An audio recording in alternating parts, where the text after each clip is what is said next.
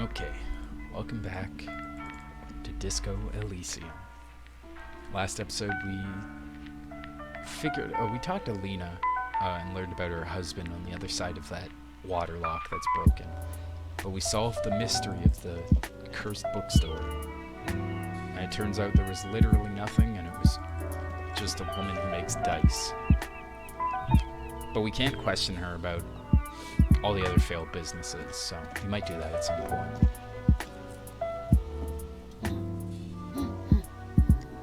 See a sturdy woman humming to herself. Looks to be browsing books.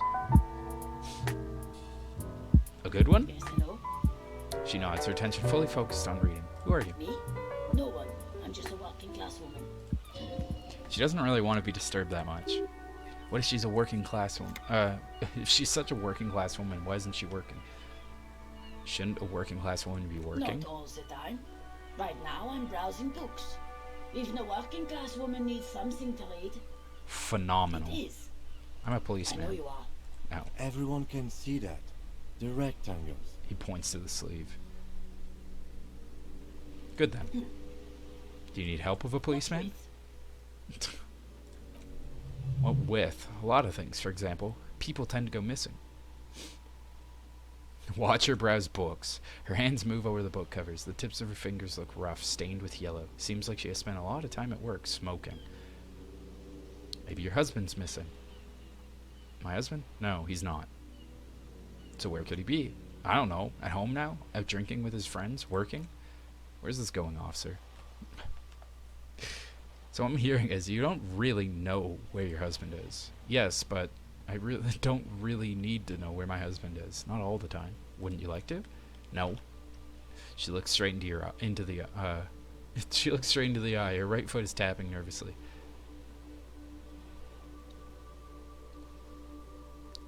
Maybe you're right. Maybe he isn't. I can totally help you find your missing husband. Why are we still talking about this? I haven't lost my husband. Maybe your children are missing. No, absolutely not. So where are they? Are you the policeman or a nanny? Nanny, where are they? They're not missing, sir. You know where they are. They're at home, smoking, giving the ladder of vices a chance. They're at home, right? Smoking cigarettes. What? That's just... My daughters are perfectly fine. They're with their friends down in Jamrock. There's nothing to worry about. They're almost grown up now anyway. They're past the age they need to be protecting them from everything. I'm afraid the danger is now greater than ever. Tell me, how old are they? My youngest girl, Jolie, is just shy of 16. Jenny is turning 18 next month, but we shouldn't even be talking about them. Can you describe me their appearance? Any features that stand out? Something to make identifying a little easier? What do you need to know this? Haven't I repeatedly told you they're not missing? That they're in Jamrock, safe and well, at some stupid party? I'm trying to be professional. There is no investigation here, I can tell you that. She picks up a book and tries to concentrate. Flocks of seabirds pass it by. Is your cockatoo missing? I don't mean to disrespect you, sir, but you are being a bit of a cockatoo here. For what it's worth, I agree, but cockatoos can't be stopped when it gets like this. It's better to indulge him at this point. Is your cockatoo missing? I don't even have it, and guess what? What? Even if I had it, it would not be missing. I know. Cockatoo's not missing. What did you mean by me being a cockatoo? Nothing. Go read up on them if you're so interested. There's a great book in the bookstore. Maybe you should. What if the cockatoo is your astral captain or your heraldic bird? Actually, that's exactly what I'm going to do. Thanks for the tip. Find your heraldic bird. Wonderful. The store is open. Excuse me.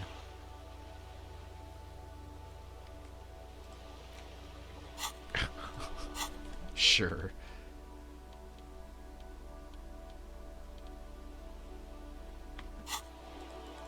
Let's go find this corpse. Do we still have the bottle glitch? We do. That sucks. Did we just say anything to her? Anything else? Hello, sir. How is the investigation going? Found any curses yet? Yeah, I found a way into the doomed commercial area. Oh, that's great. Her smile's warm. I hope exciting adventures lie ahead, and maybe you can help Mother become less afraid.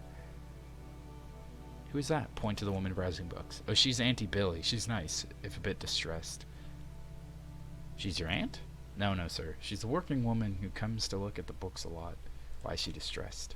I think she has a bad husband. Not very nice or helpful.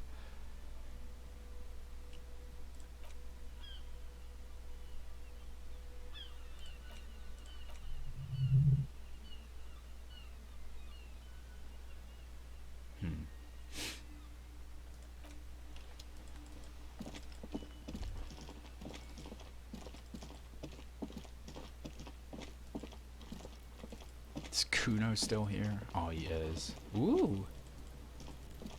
Oh, did he just? Oh, he just broke the branch straight off.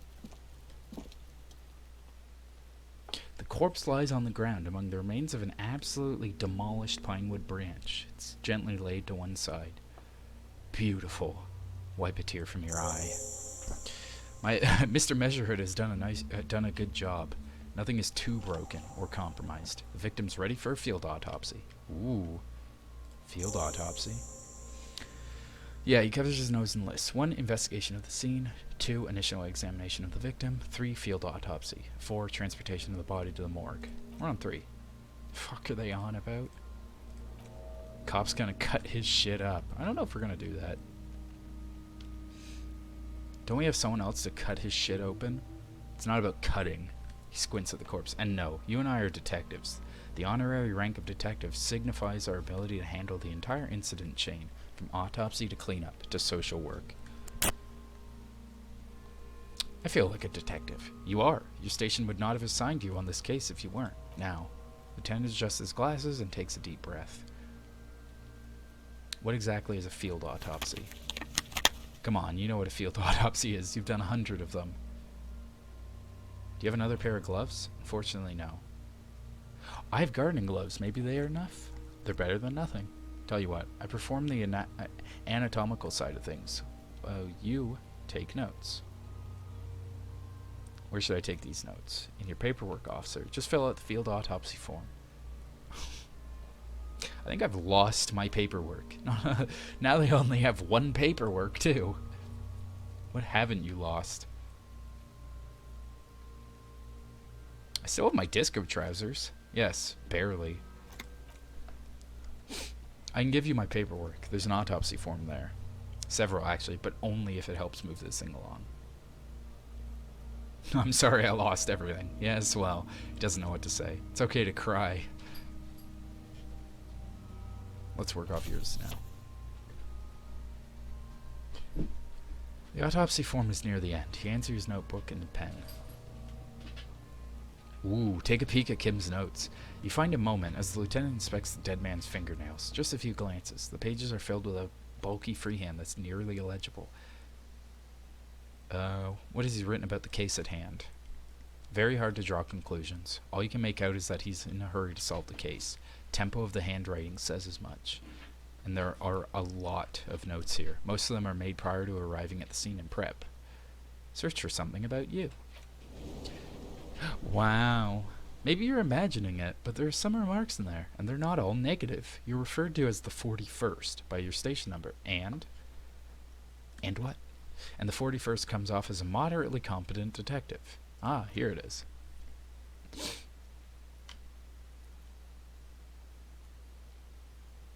Tell me something, dead man. Oh, okay. Open the notebook at the field autopsy form. The dead man stares in silence as you crack open the ledger. Bright red papers covered in boxes and lists describing the condition of the skins and organs in 3 parts. An 11-field info form needs filling out first. It begins with... Let's jump ahead to the 3 part... Yeah.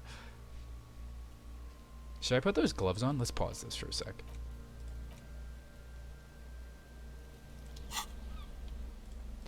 Yeah, I should put these on first.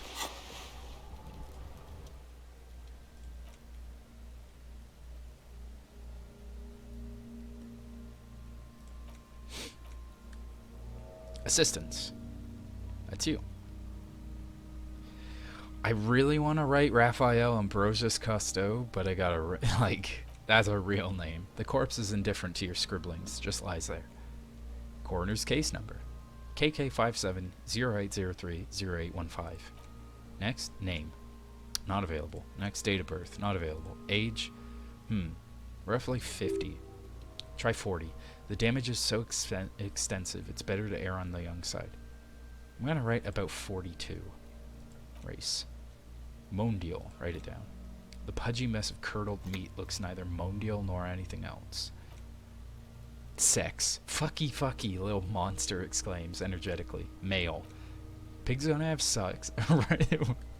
Right, pigs gonna have sex. Right, fucky. Male. Nor does he look male with his pregnant belly and indistinguishable face. Date of death. Still going with March 4th. 0403. What else? He looks over your shoulder. 9. Body identified by non-applicable. Case number is the same as the coroner's case. KK5705030815 listens, motionless, with the cargo belt still around his neck. Only one box remains. Evidence of treatment. None. At least not after the initial examination. I'm not so sure. Didn't the footprints look like he was carried over? They'd have to have incapacitated and carried him over. This man was more than a match for untrained dock workers. Places his hands on the dead man's chest, as if in prep. Your central nervous system recognizes this gesture. It's the stations of the breath. Ecclesiastic, religious in nature, a holdout from pre-DeLorean burial rites. It takes him 2 seconds to perform. Then, somewhere in Jamrock North, a small wood shed behind Rosencrantz Row, Lieutenant Nick Fobach puts his hands to the chest of the small corpse, no larger than a monkey. It's raining outside, light drizzle. There's darkness in the shed. Elsewhere yet, an obese female sits in a wicker chair, her silhouette ball-like against the window. Outside, Grand Couronne. The day is turning dim for Sergeant Mac Torson. Hand extended, he approaches, to make sure she is dead, more than anything else. And so all across Jamrock, Coal City, GRIH, 42 deceased persons found today. 42 stations of breath. We should start the post-mortem. Turn the page. The corpse cannot feel Kim's hand on his chest. It no longer meaningfully interacts with its surroundings. A thicket of boxes and lists on the red copier paper tries to answer why. External examination. Clothes. Deceased wears armored boots and white briefs. Make of the briefs is Babardine, I think. Let's see. He turns the body onto its side to check his underwear label. See, it's happening. Babardine, yes. Inexpensive. Size medium. Color white. Disappointment is palpable. The red-haired thing was expecting something more lurid. Write it down. Boots are ceramic, vitreous enamel. They're fused to the skin from blood flowing downward post-mortem. Removal of the boots is left for processing. Boot has a serial number. E50 100 1000. Lines between the plates are in the shape of an alphanumerical. The number is purposely concealed by the design. Tattoos. Stands up, feet planted on either side of the body. Upper torso is covered in a single continuous tattoo resembling the map of the night sky. It reaches from the right shoulder to the heart. The ink is blue and white. The assistant has a color photograph of the markings. To be added to the case file as document A1. The photo is taken on the scene using a Trigat Mini. Deceased has a belt for airlifting cargo around his neck, tied with a hangman's knot. Color yellow, length 3 meters. There is a buckle on the other end. Well-nourished, athletically built, measuring 1.8 meters. Generally consistent with age 42. Preservation is good, ambient temperature below freezing. Body hair is light brown, distribution is consistent with age. The deceased had male pattern baldness, hair is combed back, short.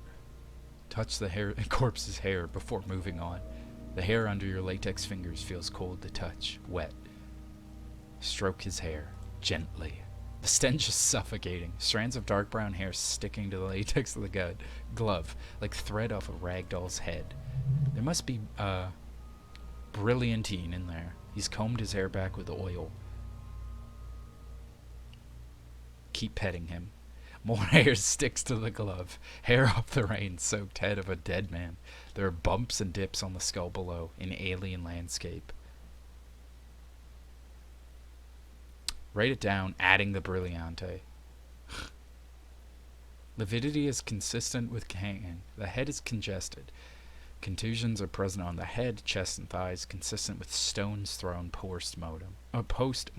Low velocity. Fucking low velocity, Chink Chonk.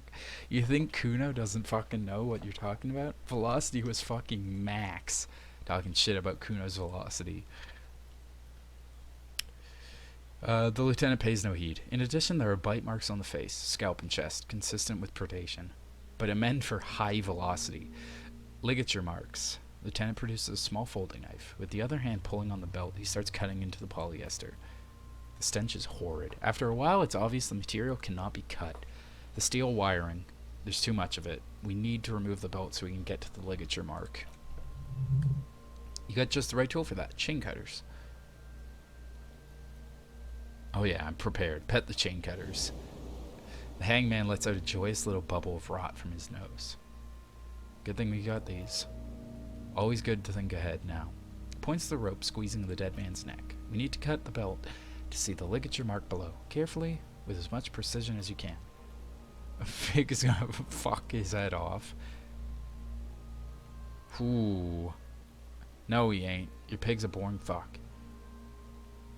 Look for a good spot to cut. The belt is equally tight around the whole circumference of the neck, swelling over the edges like white bread, rising from the yeast. The knot is the weak spot. The chain cutters fit in there. Steady now, like a flower arranger. 2 cuts and it should come loose. I'm not your pig, Kuno.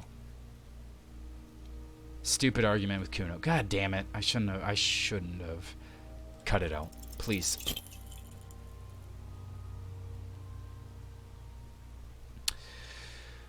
He jammed the cutters right under the knot. That seems like a smart idea. Yeah, somewhere there. Already they're buried deep in the man's flesh. Then you rotate them to get a better hold. Then... fuckity fuck. The lieutenant looks by, somewhat worried as you summon power words to your aid. Rotate some more. Really, really bad smells coming from there now. And some kind of cracking sound. Now I've cut.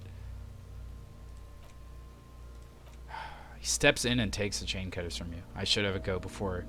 I think I have a strategy. Let him work. He sinks the cutters into the knot, preparing to perform the cuts, with his elbow to his knee for precision. Snap. The knot is slashed. Damn, I really shouldn't have talked to Kuno. I had a 72% chance. Another cut and the bolt falls apart like a flower bouquet, revealing the dead man's neck and the dark red ligature mark around it. He hands you them back and kneels closer to the body, running his fingers along the dark red groove, until he comes to a gap. The rope rises to a point, leaving a gap in the ligature mark. The suspension point is in the back of the neck, on the nape. Hemorrhaging is observed on the skin above and below the ligature mark.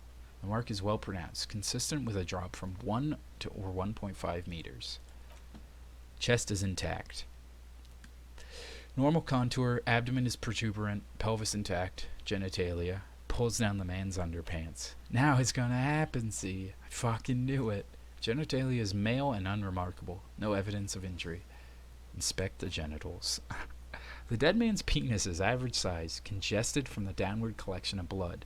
The testicles are uneven in length, hanging underneath. The genitalia is greenish, marbling and present around the crotch. Write it down. Back is symmetrical and intact. He struggles and turns the corpse. Upper and lower extremities are intact, but asymmetrical. There are combat injuries on the right hand, thigh, and hip. I see smaller residual scars, too numerous to count, covering about 30% of his skin. Wounds sustained over 2, maybe more decades. Dispersal and accumulation indicates long and active combat duty. Scarring is extensive, way more than a law official's. We have a real museum here of battles, wars. Last item, hands. He takes the man's right hand, inspects it, then moves to the other hand. Pick up the hand. His flesh is cold, icy. Pleased to meet you. Where are you from and what's your name?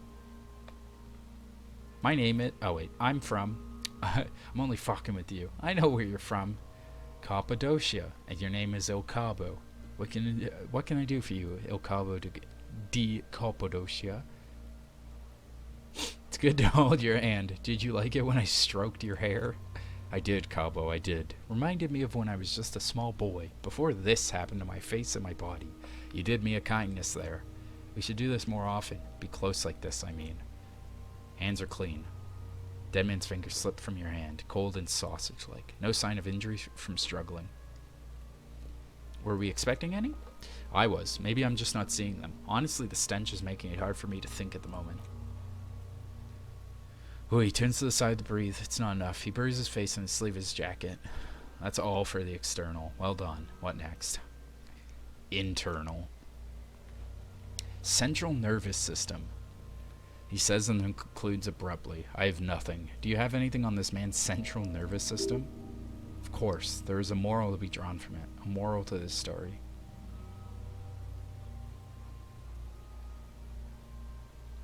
If I may add the moral of this story, what would that be? He looks at you inquisitively. The dead man looks too. It would barely contain excitement to hear the moral of this story. The brain is very vulnerable to compromises in its blood supply. I think that may well be the moral of every story, officer. All right, N.A. Good.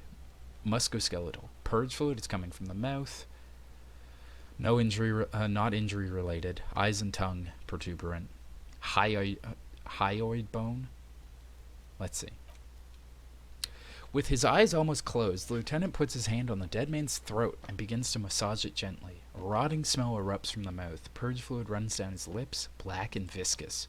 Yeah, jack that fucker off. The hyoid bone is fractured. The rest of the musculoskeletal system is intact, unremarkable. What is that? The start of your spinal cord? Is that the hyoid bone? Back hunched, as if in prayer, he begins to pry open the dead man's jaws. Respiratory system stops to exert more force. Both hands are used. Oral cavity shows no lesions. Lesions. The victim has received dental implants, possibly after a combat wound. Mouth swollen, hemorrhaging present in the mucus of the lips and mouth. Look inside. No scream. No sigh of relief rises from the darkness inside. It's humid there. Sickly sweet air. Unlike anything living, you feel like you're about to throw up again. Straight in the that mouth of his. Look deeper. It's hard. Once more, you taste stomach acid like in the back of your throat. Contraction. Your throat pumps a little something from your stomach and into your mouth. You're forced to swallow just to keep looking. Inside, you see darkness. Just a mess of meat and darkness. There are ancient mysteries down there, Cabo. Ask me later. Lieutenant, let's go. Huh?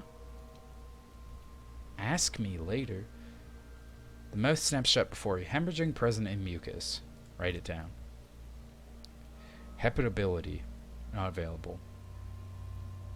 Why, don't we have anything? Looks at the corpse's stomach with a mixture of tiredness and disgust. Are you a hepatability expert? I don't think so. Neither am I. And that's it? That's it. Same for toxicology and serology. Both? Unless you have untapped reservoirs of knowledge there. The completionist in me wonders if there's something we could still do. Like a toxicology screening? At this stage, I doubt processing will find anything, even if he was brimming with cocaine. But still, we should add a request. Cardiovascular. The body exhibits heavy lividity. Blood is gathered in the hands, feet, and neck. Hypostasis is visually consistent with a hanging. Gastrointestinal. He breathes a sigh of approaching relief. This is the last field of the list. He looks around to the ground, the pool of feces. This will do. And he touches the corpse's bloated lower abdomen briefly and says, digested semi-solid food in stomach. Voila. Write it down. Keep the voila. What's next on the list? Description of injury. Bite marks, contusions on head and chest. A ligature mark encircling the neck. You'll need 3 fields. Leave a 4th one too. Be thorough if you want maximum results. What about the injuries we have inflicted? Oh, so we inflicted them? It's a team effort. You mean the spin-stabilized munition from a Kiel A990 muzzle-loaded lodging in his lung? Or the incision on the thorax from a chain cutter? Neither was a team effort, and I wouldn't mention them. Muddies the water.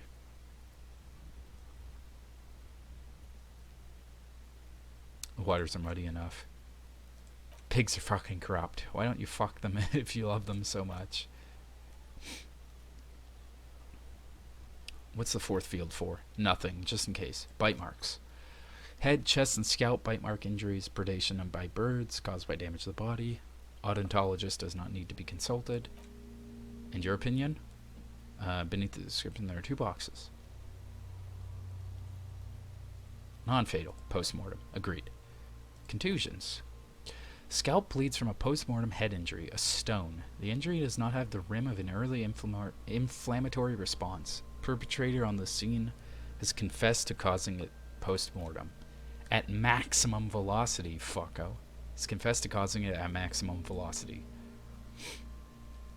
Coagulated blood sticks to his scalp and chest where the countless stones have hit the dead man. Beneath the description, non-fatal, post-mortem. Ligature mark. Turn the page back. Tell me something, dead man. Ooh, at the autopsy you said you have ancient mysteries. Oh yes, in a gift horse's mouth, tracks and wakes and waterways, ancient materials buried. But to where, brother? Just a small gulp away, my beloved Cabo, a small gulp away. Enough. Description of injuries. Alright, okay. Be thorough if you want maximum results. Ligature mark. Finish the autopsy. Dark red abraded ligature mark encircling the neck, with a gap of the nape measuring, let's say, 7 centimeters. The hyoid bone is fractured. Cervical column intact. Hemorrhaging on the skin above and below the ligature mark. Depth of mark 1 centimeter. No signs of clawing on the neck. Below the note, 2 customary boxes waited to be ticked. The man's head jerks to the side, awaiting your judgment. The ring is around the neck. The ring is around his neck, visible. Think for a moment. There's time. Don't rush. Non-fatal. Post-mortem. The lieutenant falls silently, abruptly. Why do you say that? He tilts his head. I'm serious. I don't think this was the injury that killed him. He has ancient secrets. Okay, why? I don't think it was fatal. Why were his hands tied? A big man like this, I would tie his hands when marching him to the gallows. Honestly, I'm not sure there weren't marks on his wrists. That part got blurry for me. The stench, he covers his mouth. But you're right, I was ready to call this. Now I think we should leave it empty, at least for the time being. Hey. He produces a small black plastic roll from his jacket, a body bag. Let's wrap this up. I pronounce the field autopsy over. How did it go? It was a irregular field autopsy. We did not establish cause of death, which is supposed to be the goal of an autopsy, but personally I do not see this as a parameter for success. We also requested toxicology. We were thorough with the list of injuries too. We described them all in detail. What is there to say? Given the circumstance, it was a professional field autopsy. What now? Now we put him in a body bag and I drive him to Faubourg for processing. Lieutenant looks at the dead man one more time. You tilt your head, also looking at the corpse. Oh God.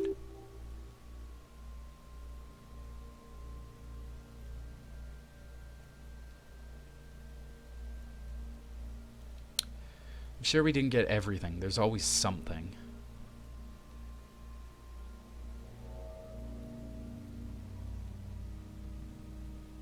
Search him one more time, please. Look in his pants again. The genitals of the breeches continue to be unnoteworthy. Faggots can't get enough of that dick. You think we missed something? You can't shake the feeling that there are more secrets concealed in the flesh before you.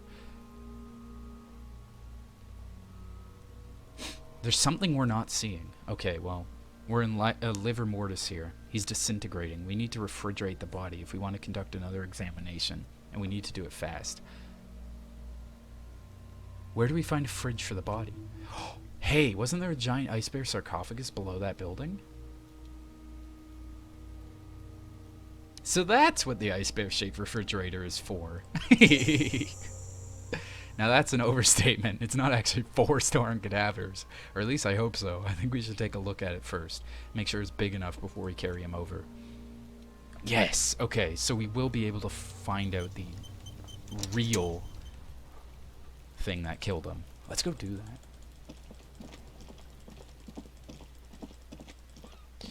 My perception is low as well. I don't have anything that increases it, unfortunately. Oh, I didn't inspect that note from the fridge either. Note is written with a blue pencil on a piece of lined office paper. Kitchen magnets have left spots on the surface. Say anything interesting? This is tangential at best, but the lieutenant's detective instinct is still active. Read the note. Someone has scribbled S. I can't believe the off-site copy is still here. The illiterate ginger kid keeps stealing stuff from the studio, so I had to hide it somewhere safe. You'll find the filament memory with the off-site copy in a frozen ice cream maker. Please take it home ASAP. It's important. I'd do it myself if I lived in a civilized place with a freezer. Take care. Sulislaw. I wonder who wrote that note. Looks like someone from that radio game company upstairs. I'm a little surprised they just left their property line there. Maybe they had to leave in a hurry. Plausible hypothesis. Do you have any idea where the frozen ice cream maker would be? I don't know. I assume it's somewhere close to the Ice Bear fridge. Okay.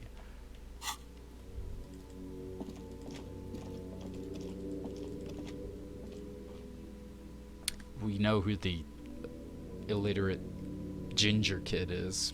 That's obviously Kuno.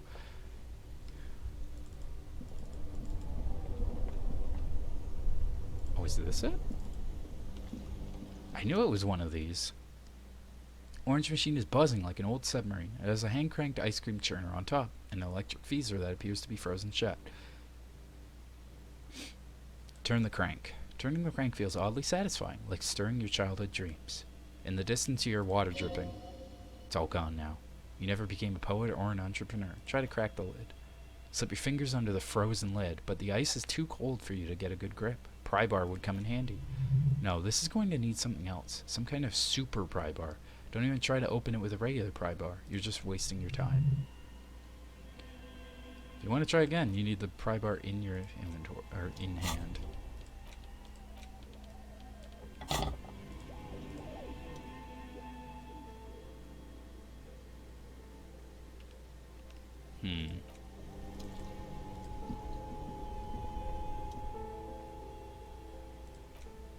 Something close to you dies with a soft electric purr. The color of immeasurable cosmos.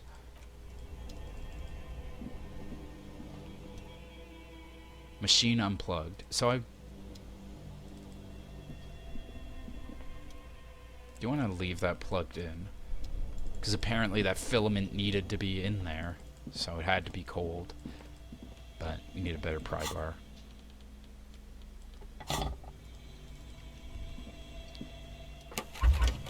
So what do you think of this fridge, Kim? It looks big enough for 2 corpses. Bear's eye, oh yeah. It's certainly an eccentric choice, but it's more than big enough and cold enough. Honestly, it's perfect. All we have to do is plug it back in.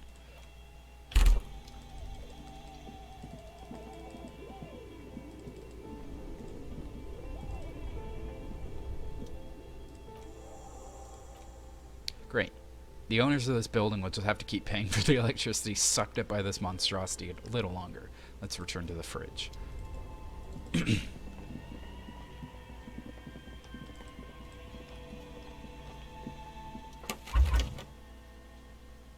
Will you help me with the body, Kim? Of course. I'll take the head, you take the feet.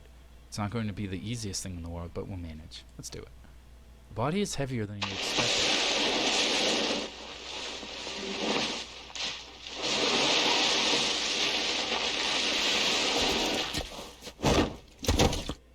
Ew, those meaty sounds.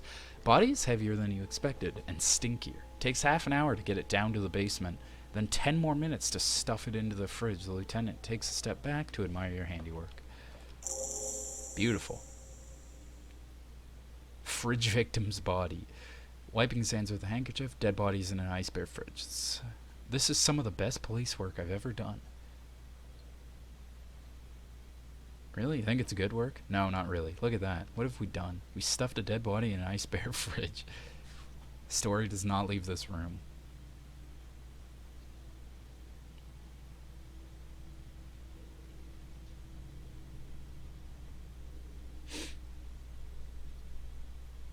We did our best with the means at our disposal. Did we, though? Okay, maybe we did.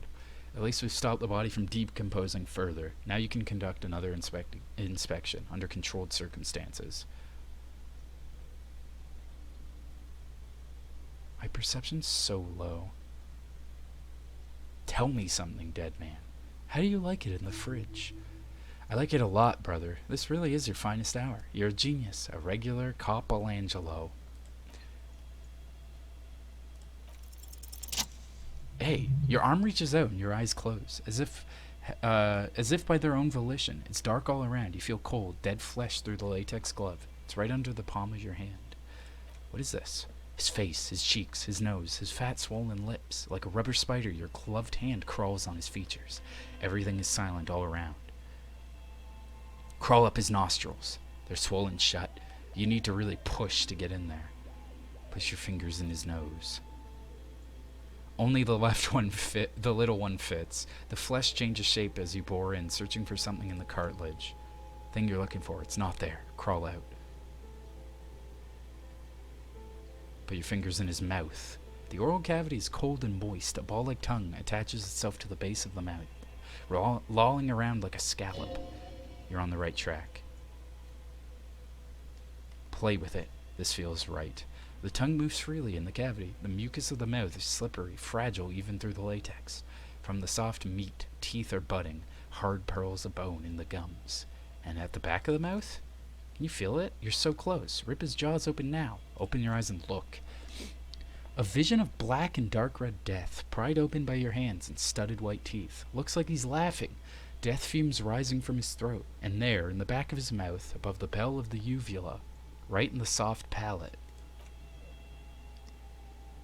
you see a hole, barely visible to the human eye. It's swollen shut, almost vanished, no longer than 0.4 centimeters in radius. The edges appear darkened. An abrasion collar? This is what we're after. Say abrasion collar. I see it. Kim looks in. There's a pen in his hand. His notebook is opened at the red pages. Touch it with your finger, gently. A black trickle of liquid runs into his throat from the wound. Put your finger in. Index finger fits right in. A tight tunnel of flesh opens up. Tissue damage, wide enough for 2 fingers. As you push both in, you reach through his mouth, right into the brainstem. Feel around first. The basal ganglia feels clumpy. What entered here has torn apart the reptilian complex. This man will never sleep again, never wake. Push deeper. Your yellow fingers slide into the remains of the limbic system. There is no resistance. It's gelatinous. The slug-like structures are damaged too. The tearing extends deep into both hemispheres. There's a cavity cut right between the hemispheres. The lieutenant answers with the sound of his pen on paper. Push deeper. Your fingers are all the way in now, reaching toward the inside of the skull. The cavity goes further, but the entry wound isn't wide enough for the rest of your hand to follow. Wriggle in. Your fingers reach toward the skull. His cerebral cortex feels like jelly, cold jelly. Strange fluid streams down your wrist as you push deeper, till you feel it, the tip of your finger. Ice cold, serrated metal. Its edges cut through the latex and into your finger. I feel a solid object right under the skull. Can you get to it? Inspect the skull first. There's a tiny crack, a protrusion in the cranium, right in the back of his head. Your finger must be pointing straight at it from the inside. The object that is in there stopped just short of the skull, in the encephalus, knocking this tiny fracture into the cranium. Please, it's like literally anything except a 2.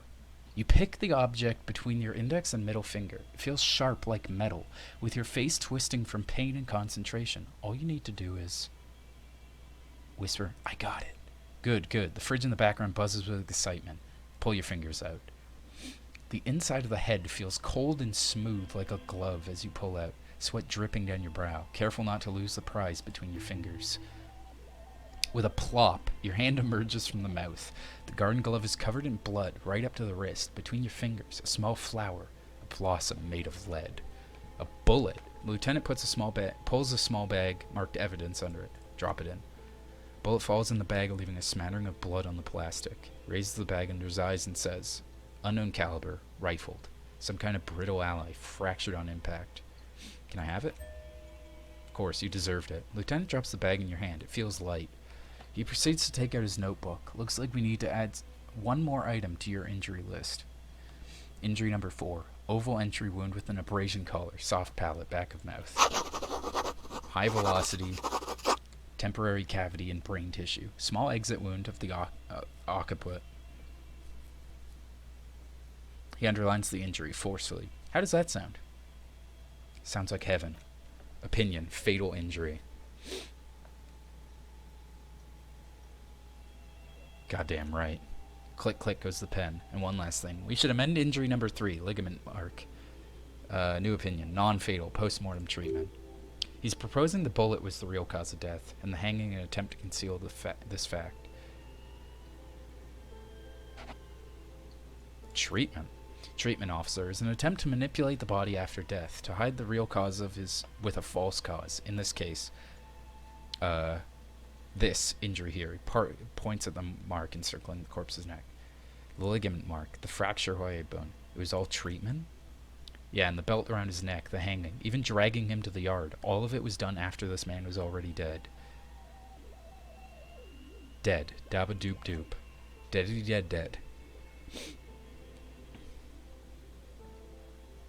You think so? I did not just come up with this. I've had my doubts since you showed me the tracks, officer. They did not, why did they carry him over? Why not march him? There's no satisfactory explanation. There have been other signs too, small things. We were right not to assign hanging as cause of death, as the perpetrators expected we would. No such luck for them. We didn't fall for it, he thinks. There's pride in there. There is, of course, the very real possibility that was both shot and hanged. Maybe they just shot him while they hanged him? To put him out of his misery, he thinks? It's possible, but it doesn't explain all the other dubious things here. Lack of struggle primarily.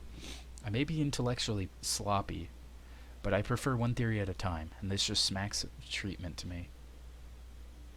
Who would do this? That's for us to find out. But this, it will make finding them a little easier. Why would anyone do this? To hide something. The real killer? The real motivation? What really happened here? Maybe the bullet holds more answers. We should take a closer look at it. I'm certain it has more to tell us. Little thing could reveal so much about the weapon that shot it. I think I need to wash myself. Oh, you really, really do. I'm glad to hear you say that. Your room in the Whirling-In-Rags should come with a bathroom. Be sure to make use of it in the evening. What happened next? We bag the corpse and carry him into the holding pen in Kinema. Or of my Kinema. I can transport him to the processing myself, but I will be gone for the rest of the day. What should I do in the meanwhile? Work on the case. Tend to personal matters? Try not to do anything too dangerous. An officer needs backup in a neighborhood like this. I'll leave that choice to you. And one more thing. Great work, detective.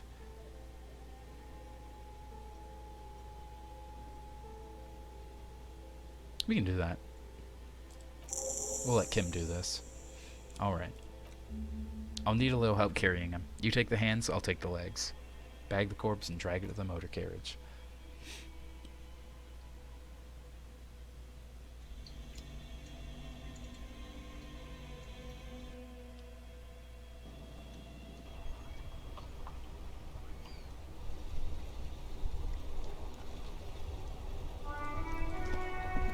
That was pretty damn good. Did we level up twice from this? 3 times? Holy crap.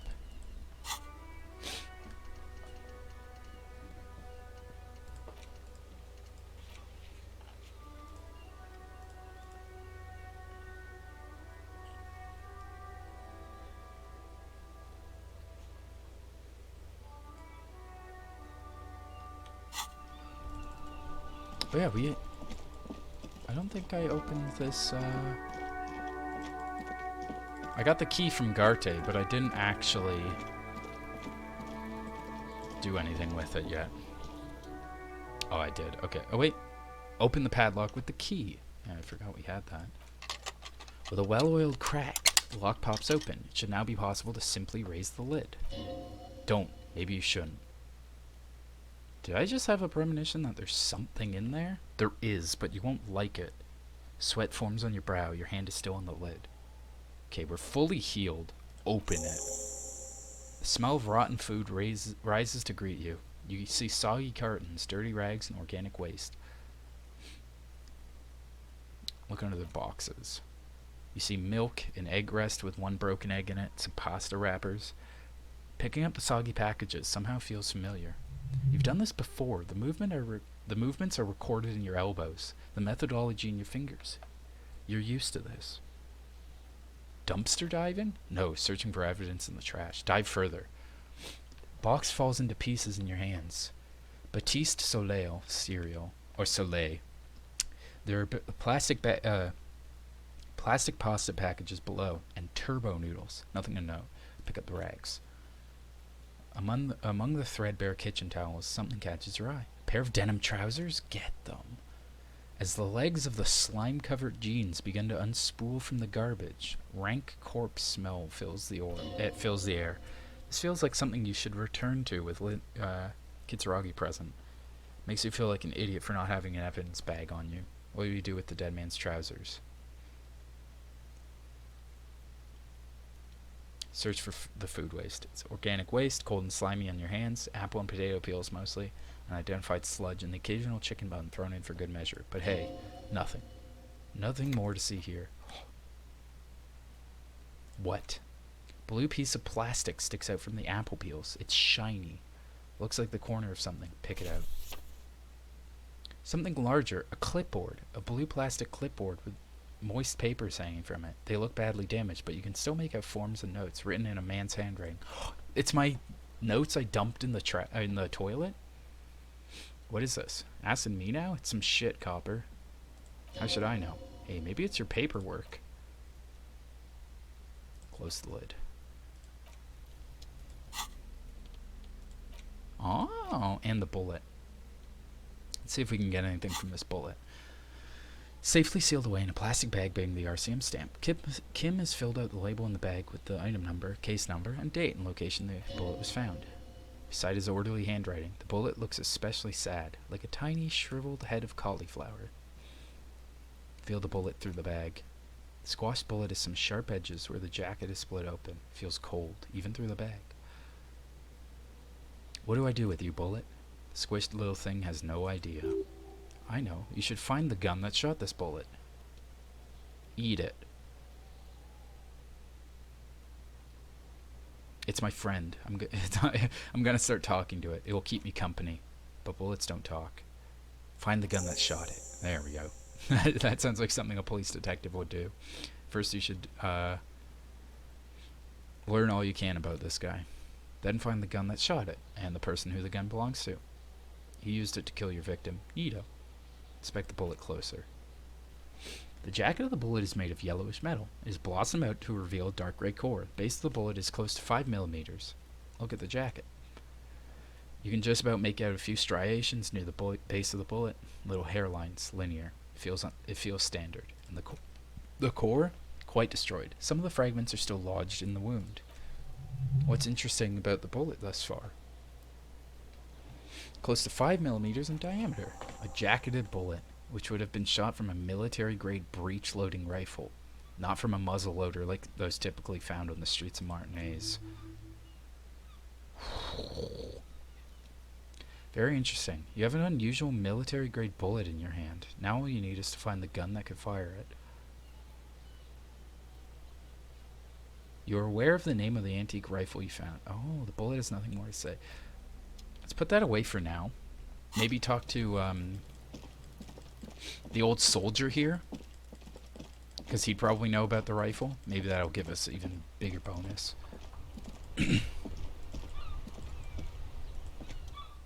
There, working class drunk. You know what this means? Case solved. Cracked it. All in a good day's work. What did I crack exactly? What do you mean? Look at how the working class, that drunk is. It's her husband, the missing husband. Yes, and you found him. Now go and tell the working class woman. Protect and serve, recruit. Didn't you repeatedly tell her he isn't missing, though? I'm only making a fool of myself. Do marriages make any sense? Does honor? You're not a filthy philosopher. You're an officer of law. It's time to ace this case and not brood over the reputation. We can deal with the perception management later. Going in. There's no need for champagne when there's honor, recruit. Go and tell the working class woman what you found right now. This is gonna turn out real bad. Protect and serve, madam. Found your husband. God damn it, I already told you. He isn't missing. Well, I found him nevertheless. I'm that good. Very well then. Where is he? There. Point to the working class drunk down near the sea. Excuse me? I don't follow. I found a working class drunk and I thought he might be yours. Right, because working class women come with alcoholic husbands. You know what? I'm not saying what. You were right. I do have an alcoholic husband, although not that one. Blam! Knew it. You told me your husband's alright. I did, and he is. He's also an alcoholic. Is he missing as well? No, he's not. Or maybe he is. I don't know. He's probably in the park or in Jamrock or somewhere, drinking with his friends.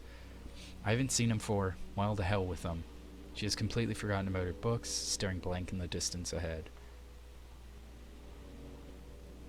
Don't worry. I'm going to find him and bring him back home. Promise. She sighs, but you can detect a slight hint of gratitude and relief from her face.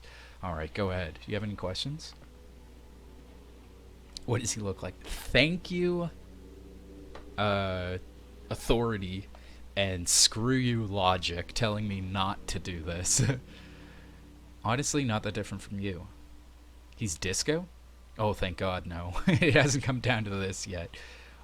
Why did you say your husband resembles me, then? Well, he's slightly chubby. What else?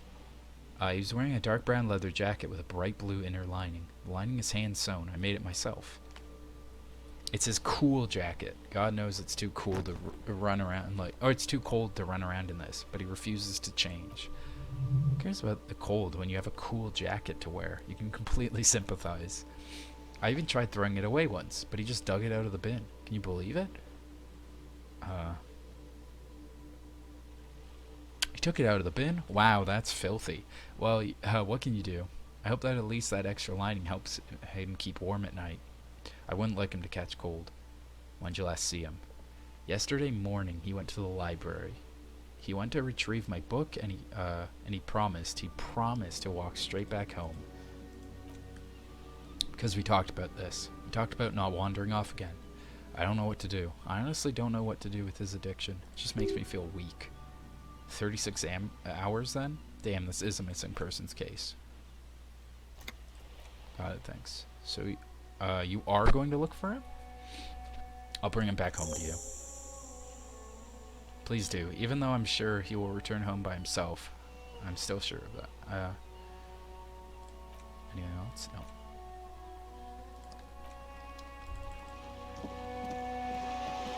Ooh. Didn't grab the bottle out of this bin? Oop.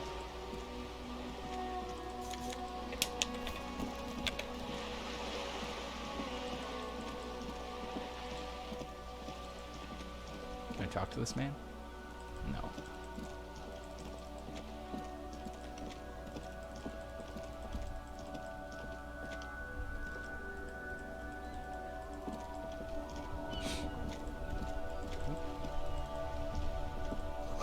Spirited chirps and clicks of swallows fills the air. Oh, I have really outdone myself. Oh, this is divine. Yes, that's what you need, Gaston. More padding on that fat ass of yours. I hope your heart gives out. René, it's the little pleasures. Life doesn't need to be a struggle. Oh, hello, officer. How might I be of assistance on this fine day? Oh, okay, I haven't gotten this one before because I only talked to Renee. I didn't actually talk to Gaston. Looks delicious. Sorry, officer, but I really don't share food. Nothing personal, it's just principle. The only one you have. Please, man, can I just have a bite? Believe me, officer, I wish I could help you, but I need the sandwich to keep my blood sugar stable. At my age, you need to pay attention to these things. Please, friend. Let's just share it. Fuck off, it's mine. Immediately startled by his own reaction. Glimmer of respect flashes in Renee's eyes. Sorry, officer, I'm sorry. I didn't mean it in a bad way, but the sandwich is mine. I'm not going to share it. And it's gone.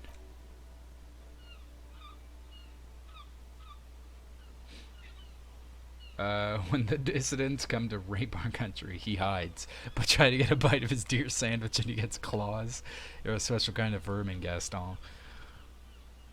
What do you know about the dead man? Let me think. I heard someone was hanged and left on a tree for a week, but that's all I really know. You must have heard something. No, I'm sorry. And I really would like to assist. You're a good guy, officer. I can see that. Then you help him, you wimp. You rub plenty of shoulders with the ghost caviar in the Union. Someone must know something. I wish I could, but I just don't know anything. I always keep my nose clean and don't gossip. Everyone knows and respects that. Ooh. He doesn't seem to be lying, but there's something off there. Sounds like you're a bit like you're holding back. I'm not. I'm not even any... Of course he's holding back. His mouth is so full of Union prick he can't even speak properly. Can I at least finish my fucking sentence before you piss on it? Is that okay, Renee? I'm just not anyone important in the Union. I just know Everett. How do you know Everett? Everyone in Martinez knows the Clare brothers. I taught these boys human studies and history in the gymnasium. What do you know about history? You never witnessed history, only heard about it years later, when it had already moved on. You don't know history. Old soldier mumbles something under his breath and turns to face the sea. There he stands, proud, rigid, and alone, like a cracking marble statue. What a prick. The officer was addressing me, not you, Captain. Where were we? Are you a Union member? Oh, in many ways, yes, like an honorary member. I attend meetings and parties, help with little things. Everett, Edgar, and the older Debordeaux all know me. In many ways? So you're not an actual member. Not in a technical sense. I don't have a vote or a membership card, but Everett keeps me on the payroll just for the little things. So that's what it was before. Him hiding something. Tries to make it look like he's a big deal in the Union, and now the illusion is disintegrating before your and Renee's eyes. He doesn't know anything, because no one tells him anything. He's an outsider. Of course he's not a member. He's not a member of anything. I knew that. He's a weather vane. Turns to where the wind blows and tries to look important. I hate the socialist rabble, but even siding with them is better than living your entire life on the fence, never committing to anything. Pick a damn side already. What are the little things you do? Writing work mostly. Occasionally he needs something written, and I happen to have a way with words, people say. What kind of things do you write? Nothing official, I assure you. Just essays for the newspapers. About Martinez and how things are, and how they could be. Everett and I have these long talks where he tells his little penman exactly what to say. It's commie propaganda, plain and simple. You should be ashamed of yourself.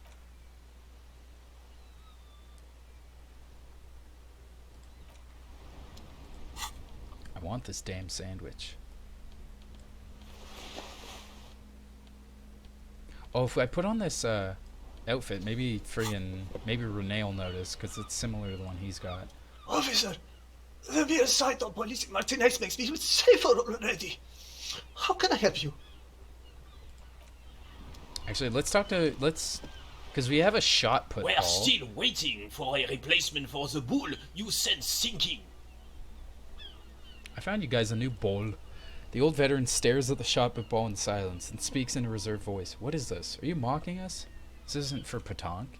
Now, no need to get angry again, Renee. Sure, the officer tried his best. It's not like there are any bowl kiosks here in Martinez. Very sorry, it's the best I could find. Best, huh? This isn't even a bowl, but fine. I guess you did attempt to right your hooliganism. Consider it forgiven. I found your guard booth. Deborah's Union pays me to stand vigil during the nights. Not out of any political allegiance, mind you. I'm an old man. Don't sleep more than a few hours every night anyway, and money's tight. Must have seen something. Your booth looks right into the yard. Yes, it does. Unfortunately, I wasn't working that night. Been on a 2-week leave since last Monday. Why are you on leave? It's a private matter. Nothing to do with your investigation. Renee's the kind of man who'd rather die than admit he needs medical assistance, or, God forbid, seek it. A real man's man. He's just gonna ride it out. Mind your own business. It's nothing. Just gotta cut back on coffee. Who was working on that night? No one. Booth has been unmanned since last Monday. There's no other guard. It's just me. It's been unguarded for a week? It's not actually an issue. I mean, look, officer, the container yard doesn't actually need a guardsman. Never had one before Renee. Mr. Clare had that booth built specially for him. It's mostly decorative. Decorative? The possibility of someone being in there is enough to discourage any ill-minded individuals. Everett created this job for Renee because he knows the Royal Carabiniers pension of honor and PTSD isn't something a man can live off. Decorated Kingsman collecting terror. Terror reflects bad on the whole neighborhood.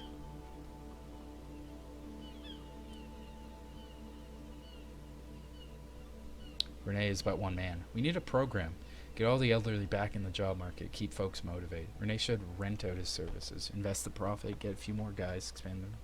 Wage work is a dead end. Proudly hold out the tear bag. There's nothing wrong with it. It's my side thing too. Oh, I didn't mean to imply there's something wrong with that. I do it too. Everyone does it. It's an excellent side thing. Can we conclude the topic? I saw a picture in there. You were in it. Who's the girl? She is nobody. This is none of your concern, and I refuse to discuss my private affairs with the RCM. This lady is Jean-Marie Beaulieu. Or Beaulieu. Something like that. And she sure as hell wasn't a nobody. Brought the bull back, right? Yeah, okay. Anything you can tell me about this rifle? Bell Maygrave. 4.46 caliber, breech loading, Revachol made. Good weapon, accurate and reliable. This one's inoperable. The bolt spring is missing and the mechanism is jammed shut. Still a beauty. Where'd you find it? In the basement there, pointing the bookstop. I'm not surprised. There are probably lots of forgotten wartime weapons laying around there. Back in the day, everyone had something stashed away.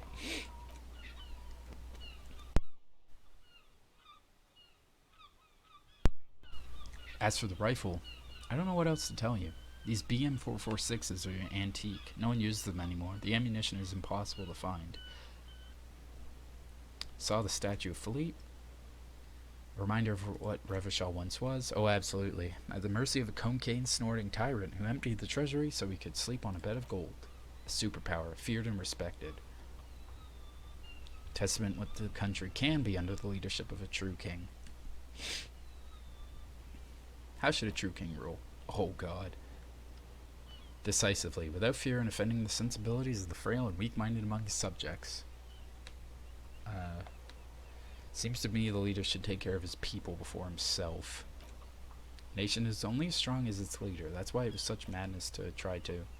Don't get started on that again. Whatever happened, happened. What was that about cocaine? He was a big fan of the purple nose candy the nobility loved so much. Cocaine connoisseur of sorts. The egocentricity is borderline legendary.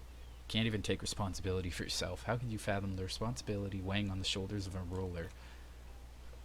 That's why I use cocaine. For clarity of vision, to aid in the work. Sure. Was even brought into this world with the help of cocaine. The court medic administered a dose to his mother when she was in labor, and it is well known that with the help of cocaine, only the purest of course, he was able to connect with higher realms. He's just making excuses for the king's habit, isn't it? Isn't he?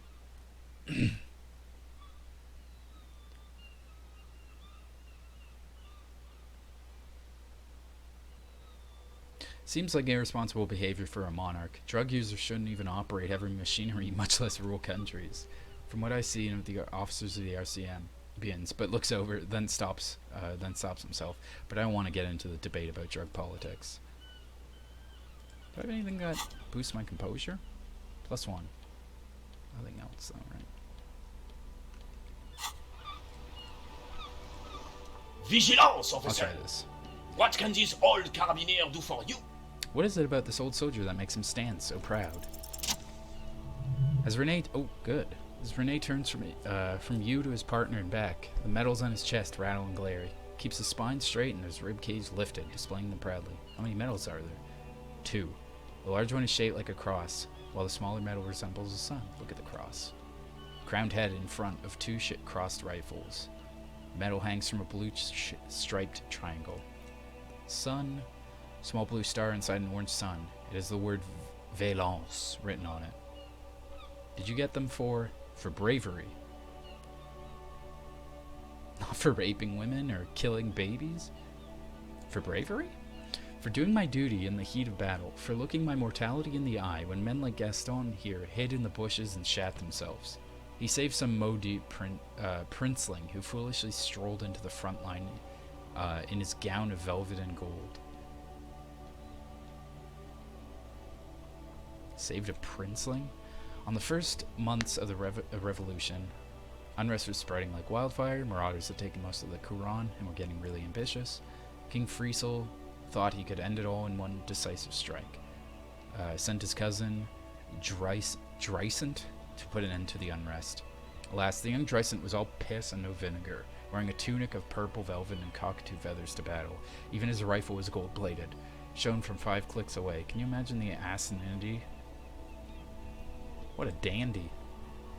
To keep the long and bloody story short, Dreisent marched up against the partisans in Quran, and when I say marched, I mean made us walk into captured enemy territory single fire like tour soldiers, while he rode in front on his giant red stallion.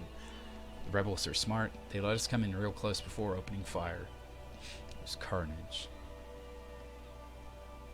These bastards. I got shot in the left shoulder and went down, just a flesh wound. But just as I turned over, the prince fell into the mud next to me. He was missing his lower jaw. Then his horse, driven mad by the noise and smell of gunpowder, stepped on my leg and shattered my knee.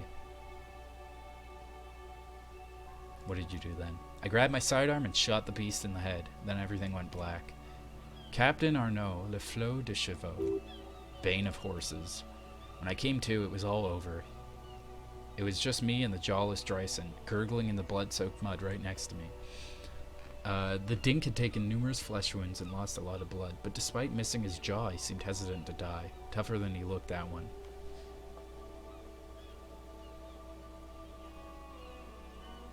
So it never happened to Johnny Lawjaw. My jaw's tight. Right. So I grabbed the prick and started crawling. Kept going until the 59th Cavalry picked us up. Through some miracle, we both survived, and the jawless freak convinced Friesel to give me a medal for not leaving him to die in his own blood, piss and shit. He was the commanding officer, and I was on duty, just doing my job. Shouldn't hand out medals for that. 13 months later, I received the Sun for distinguished service. It's not worth mentioning. You sense he's downplaying it. He did a lot more than his duty, more than anyone's duty. It's in his spine, his billowing breast, an untarnished self-worth. Sounds like you're being modest. The old carabiner stands quietly, like a statue, his features motionless. What Monseigneur Modestie is not telling you is that he crawled out over 7 kilometers before the cavalrymen found him in Dreisent. 2 days later, that was. And that even whilst crawling with a mangled, half-dead prince on his back, he still managed to murder 3 rebels on his way. Is that pride in his voice? It's deep down, but even then, unbeknownst to the man himself, it's there.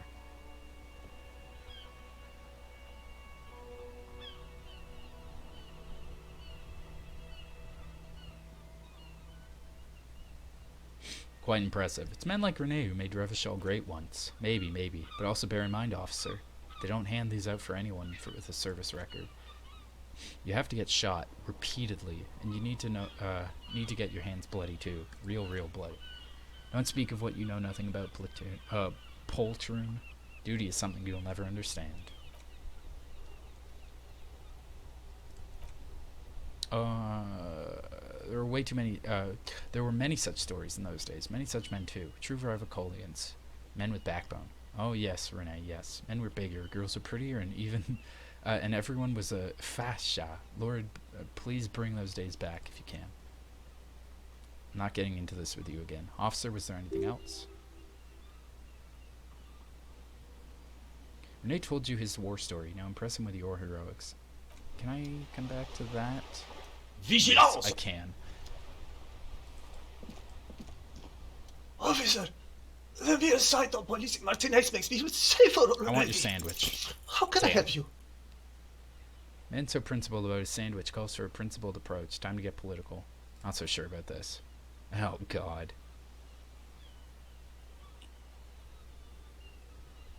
Your blood sandwich is a tool of the oppressors, designed to keep the proletariat docile. These options seem awfully fascist or communist. What if I don't want to say them? Man, no, let's go with that. Biggest communism builder is the achievement I got. I'm not going to listen to this commie connery.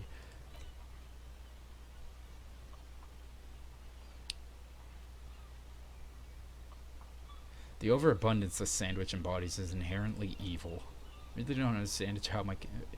Wouldn't you rather have a proper sandwich? Sandwich with a soul? I'd rather just have this one officer. Tell this lost comrade what the people's sandwich would be like. Distill the essence of the working man in his sandwich.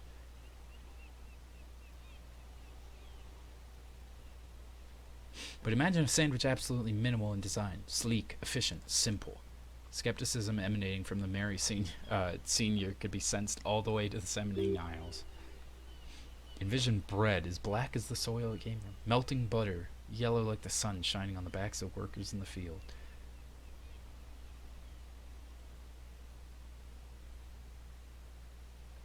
Melting butter. I don't eat worker food. Look, officer, I like different classic food. Fine dining, not worker bags. Please, just drop it. Alright. That's gonna end this one there. Not... Actually, it was pretty damn productive. We got that bullet out of the guy's brain, so... That was pretty damn good. I still have to... do this one, which was visual calculus. But we'll get back to that in the next episode. Okay. See ya.